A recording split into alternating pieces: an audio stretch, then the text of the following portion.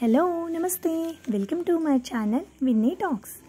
ఈరోజు మనం dry fruits గురించి తెలుసుకుందాం.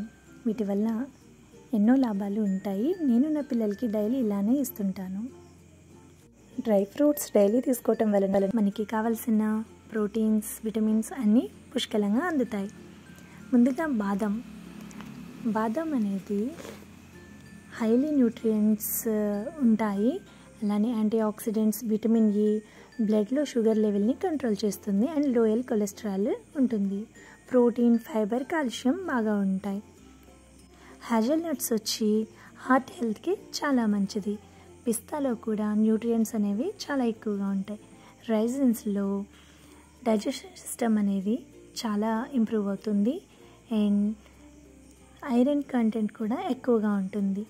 డేట్స్లో కూడా ఐరన్ కంటెంట్ ఉంటుంది. హార్ట్ హెల్త్కి చాలా మంచిది. క్యాష్యూస్లో లో కొలెస్ట్రాల్ కంటెంట్ అనేది ఎక్కువగా ఉంటుంది.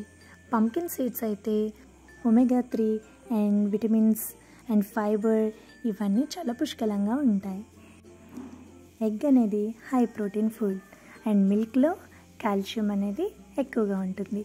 ఇవి డైలీ తీసుకోవటం వలన చాలా హెల్త్ బెనిఫిట్స్ ఉంటాయి. Thank you for watching.